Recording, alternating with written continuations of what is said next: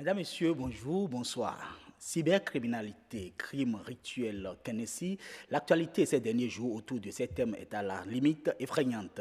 On s'inquiète et on s'interroge dans l'opinion sur ce phénomène qui prend de l'ampleur. Nous avons décidé d'aller au-delà du tabou et d'en parler sur BB24. Fétichisme, crime rituel, à quand la fin? C'est le thème de cet entretien qui reçoit pour vous un sachant, un initié. Le professeur Kofi Aza, il est prêtre phare, dignitaire des cultes endogènes. Professeur, bonsoir. Bonsoir. Nous allons parler, vous l'avez suivi tout à l'heure, nous allons parler de crimes rituels, nous allons parler de Kennedy, cybercriminalité. Ces derniers jours, on en a tellement parlé. Nous allons d'abord commencer par comprendre c'est quoi le Kennedy. Le Kennedy, pour comprendre le Kennedy, il faut comprendre d'abord d'où il tire sa source. Vous savez, notre macrocosme, comme notre microcosme, est régi par une énergie productrice, c'est l'énergie matricielle. L'énergie matricielle, c'est ça qui est représenté chez nous sous le nom de Minona, que les gens assimilent à tort ou à raison à la sorcellerie.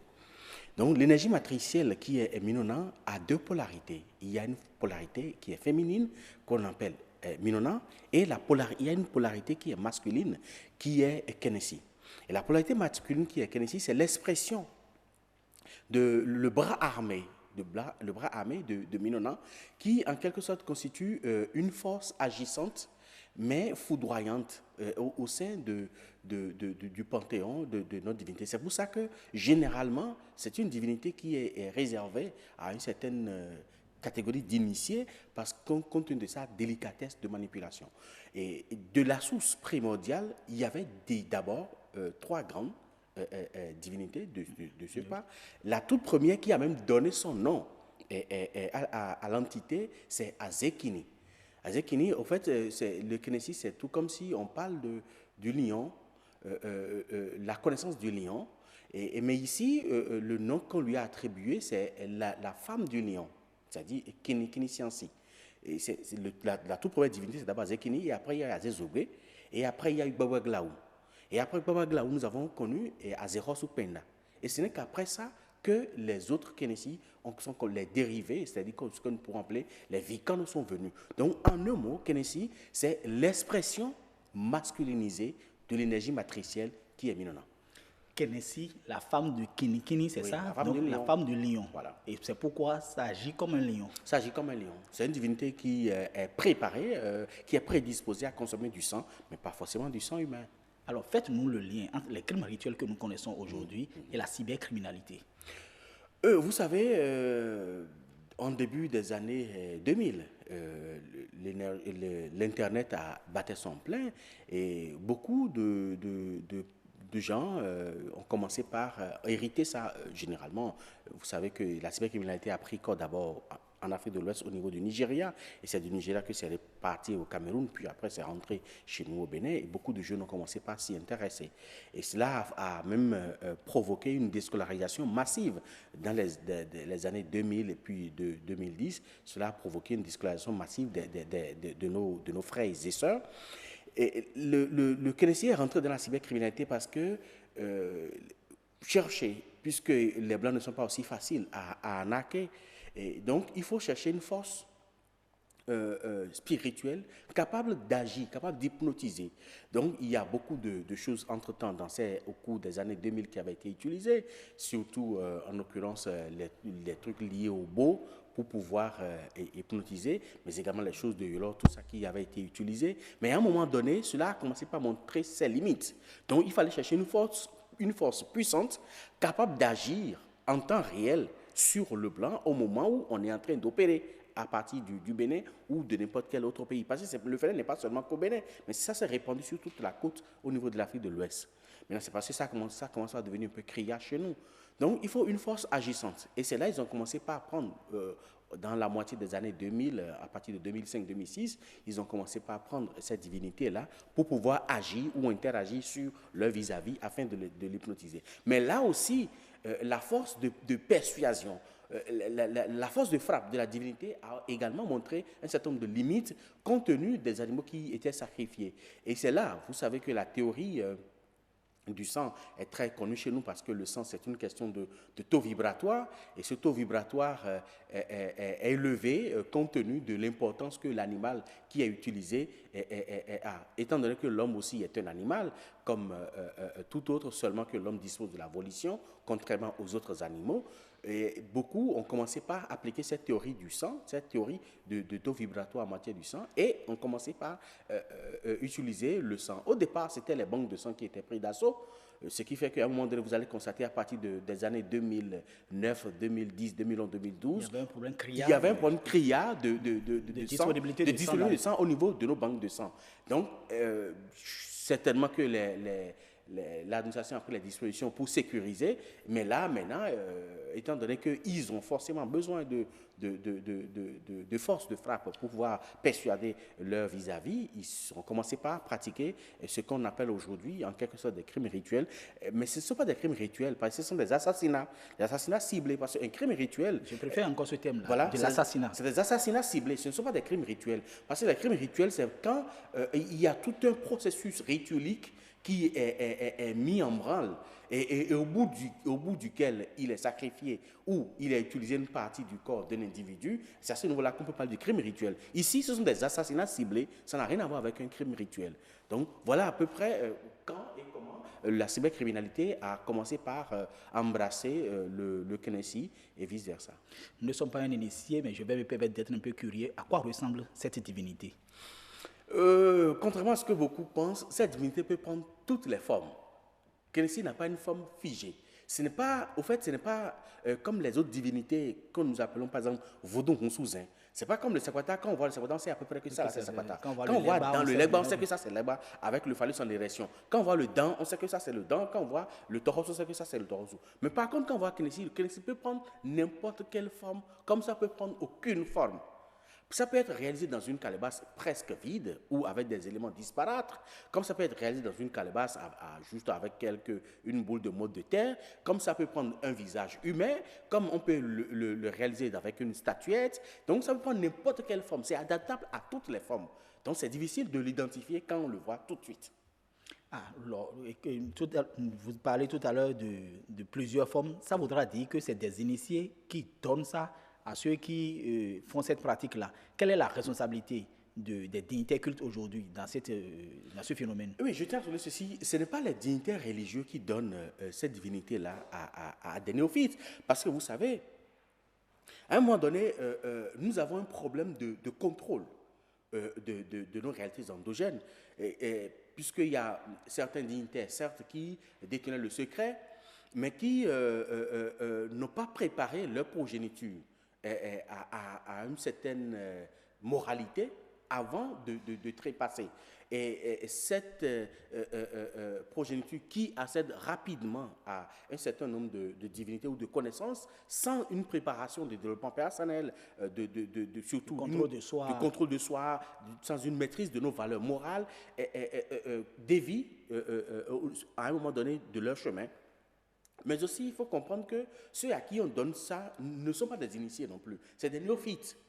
Donc, un initié, un garant, un dignitaire du culte vaudou ne va jamais transmettre le vaudou à un non-initié, à un néophyte. Non, il va le soumettre à des serments avant de le faire. Donc, ceux qui le font aujourd'hui ne sont pas des dignitaires du culte vaudou, mais c'est des gens avides de moyens financiers, mais qui rencontrent aussi une jeunesse dépourvue de toute valeur morale et aussi avide de moyens financiers. Donc, en quelque sorte, comme on le dit chez nous, enfants, nous glossos, c'est-à-dire que ce sont les mêmes qui se rencontrent et qui se sont rencontrés pour exposer malheureusement notre tradition à une image qui n'est pas la sienne.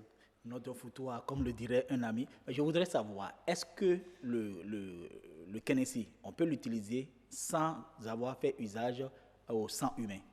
Mais depuis des millénaires, le Knesset a toujours été utilisé. Et compte tenu de sa délicatesse, le Knesset n'était pas dans les mains de n'importe qui. C'était dans les mains des gens qui sont vraiment assermentés. Maintenant, le Knesset n'implique pas l'usage du sang humain. Non. Dans la perspective de décupler sa force de frappe qu'on lui donne le sang humain. C'est la même chose que pour toutes les divinités. À n'importe quelle divinité que à qui vous donnez du sang, compte tenu de l'importance de l'animal qui est sacrifié, ça décuple en quelque sorte sa force de frappe. Maintenant, il faut reconnaître que le sang est indispensable pour le vaudou, sinon le vaudou ne meurt pas inanition.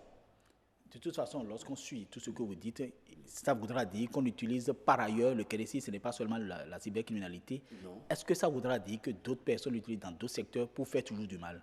Oui, mais bien sûr, pour faire toujours du mal, le KNSI a beaucoup été utilisé depuis un bon moment par des gens pour faire beaucoup de mal, surtout à des gens, à des innocents.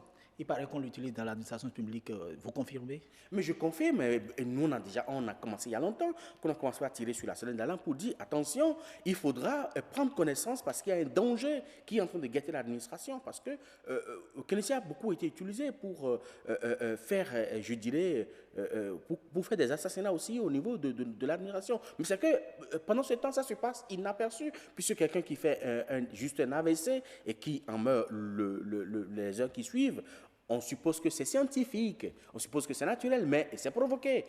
Et quelqu'un du jour au lendemain qui tombe malade et puis qui meurt, on suppose que c'est naturel. Ou bien la science a fait ses preuves, donc bon, il est parti. Mais on se pose jamais la question de savoir, est-ce que cliniquement, cette maladie-là peut tuer en moins d'une heure, en moins de 2 jours, en moins de 3 jours? Est-ce que scientifiquement, est-ce que c'est possible?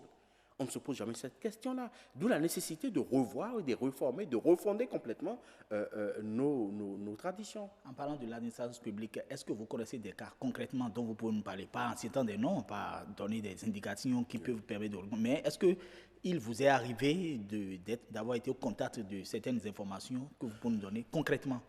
Oui, vous savez, nous constituons un tombeau de secrets, il y a des choses dont on ne peut pas parler. Non, c'est pourquoi je vous dis, je ne veux pas de nom, je ne veux pas de nom, mais ne donnez pas de détails qui puissent permettre... Oui, pour ce que je sais, c'est que certains dignitaires ont été sollicités, qui détiennent le KNSI bien sûr, ont été sollicités pour...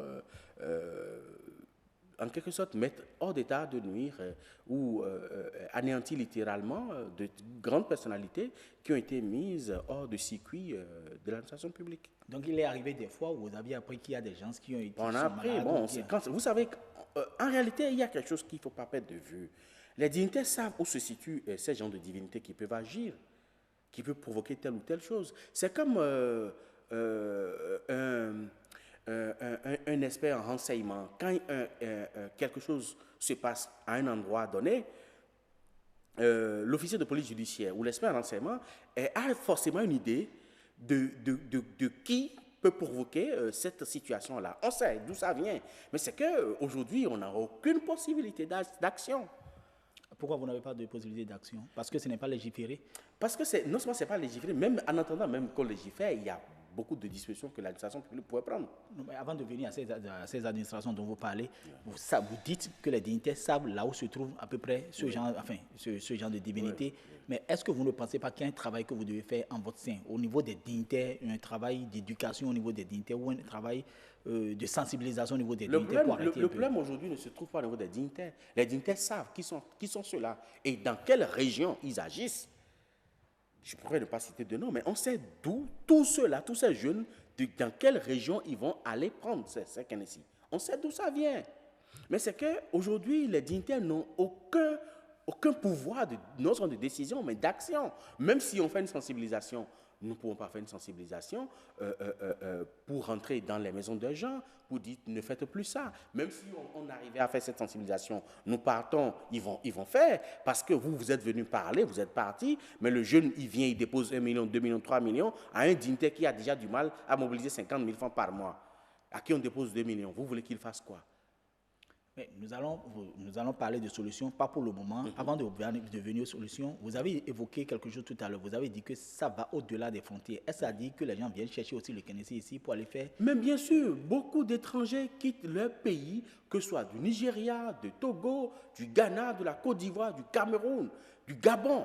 Ils quittent leur pays, ils viennent prendre ça ici et ils vont avec. C'est pour ça qu'il faudrait une forte sensibilisation, non seulement une forte sensibilisation par niveau de ceux qui le font, mais déjà il faut commencer par arrêter la saignée.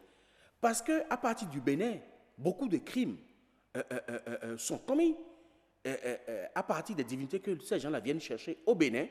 Et d'une manière ou d'une autre, karmiquement, le Bénin est responsable. Et c'est ce que nous appelons la dette karmique collective.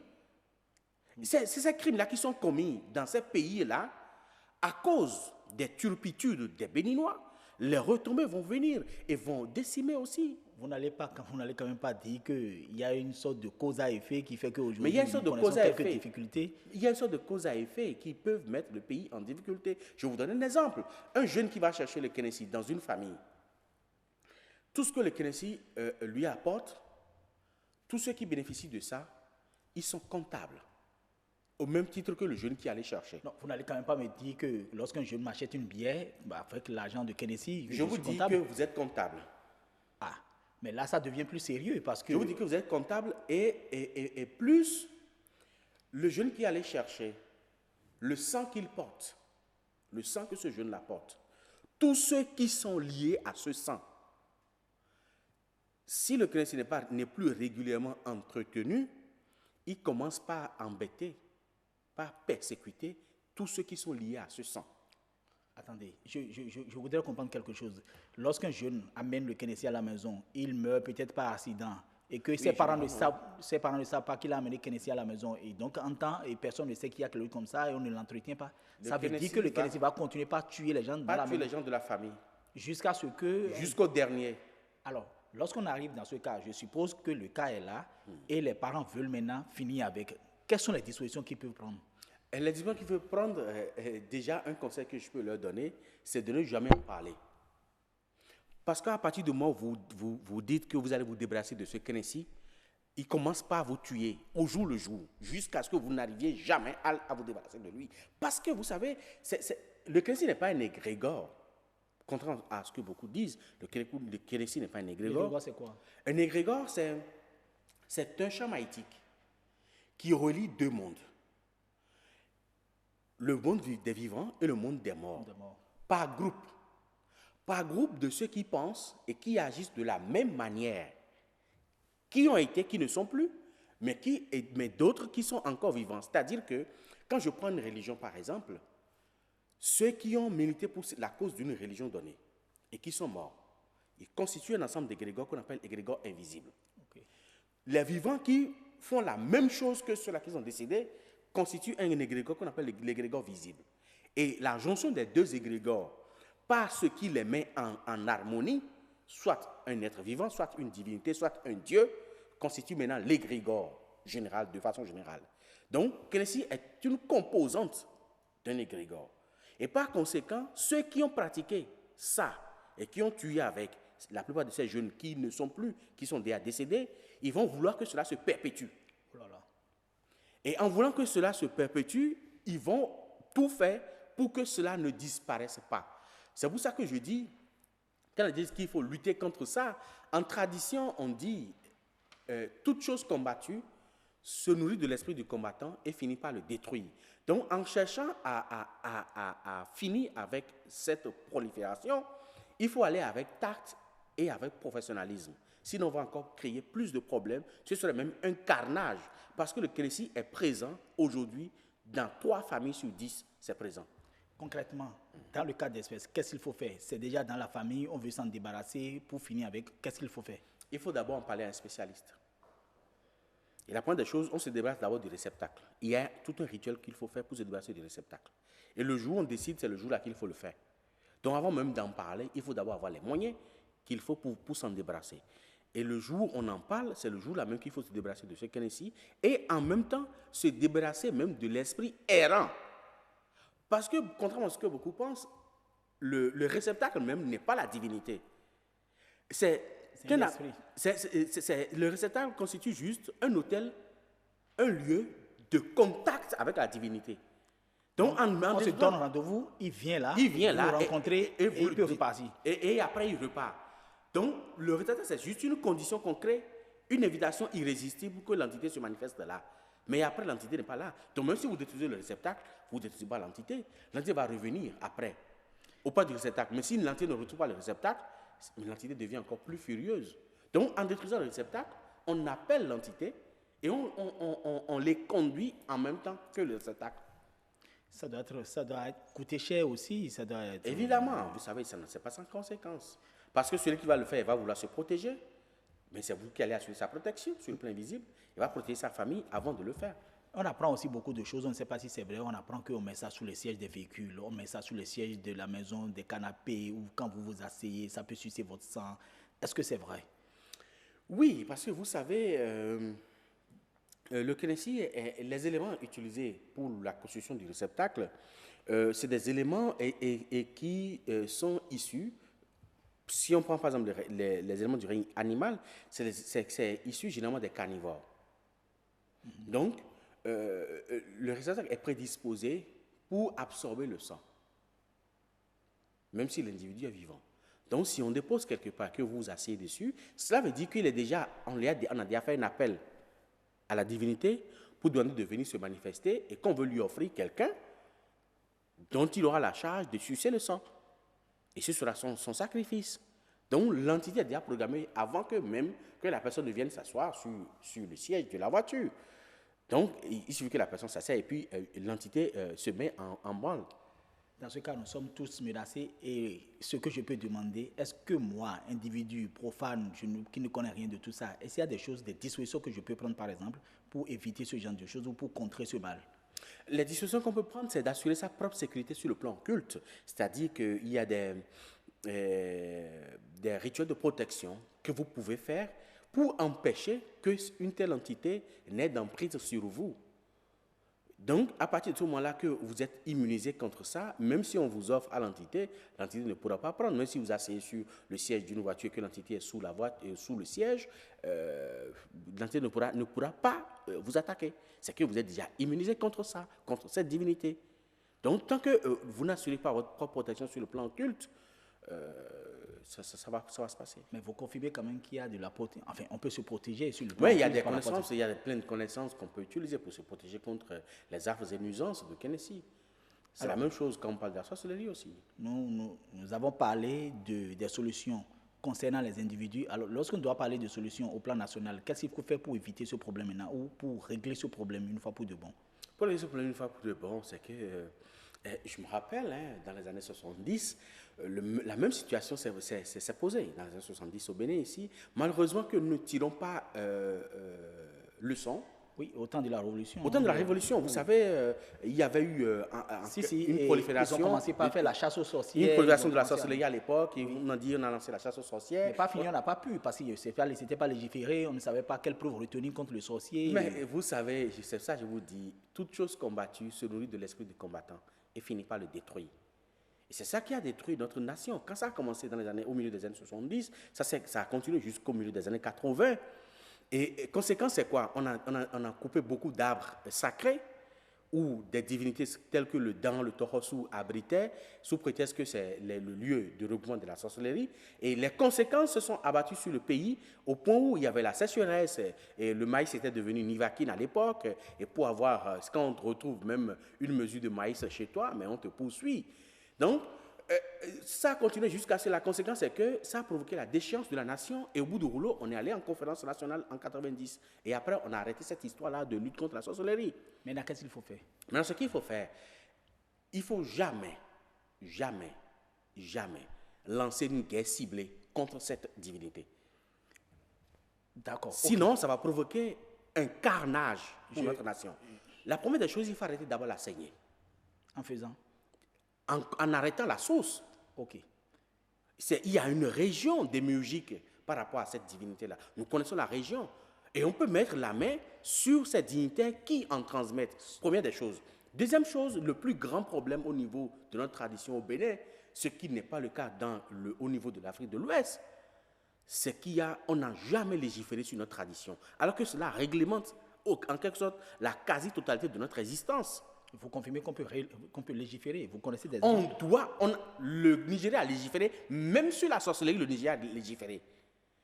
Le Ghana a légiféré sur la tradition et même sur la sorcellerie, et même sur les vaudous. La Côte d'Ivoire a légiféré, le Gabon a légiféré, le Cameroun a légiféré, même RDC Congo On ne va pas me dire qu'en matière de tradition, la RDC Congo est plus puissante que le Bénin. Le temps est parti, on est pratiquement à la fin, mais si je dois résumer ce que vous dites, le problème, la balle est dans le camp des autorités. La balle dans le camp des autorités. Vous êtes prêts? La balle est dans le camp du législateur, mais également de l'éducateur. Parce qu'aujourd'hui, malheureusement, nous n'avons plus de ministère d'éducation, nous n'avons que de ministère d'enseignement. Tout le problème, la cause même de ce que nous vivons. C'est pour ce que vous dites, nous n'avons pas de oui, par rapport à cette jeunesse, c'est l'éducation. Il faut revoir l'éducation de la jeunesse. C'est parce qu'à un moment donné, on a raté l'éducation de toute une génération. Et toute cette génération se retrouve au niveau maintenant de la cybercriminalité. Et c'est dangereux pour notre nation. Pour finir cet entretien, juste 2 mots pour clôturer.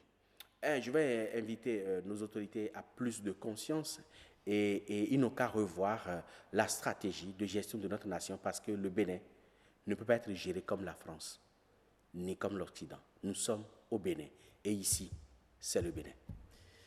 Merci Kofi Asa, vous êtes professeur de phare et prêtre phare aussi, dignitaire de culte endogène. Mesdames, Messieurs, c'est la fin de cet entretien, 26 minutes durant. Nous avons échangé avec le professeur Kofi Asa sur le phénomène Kenessi et son corollaire.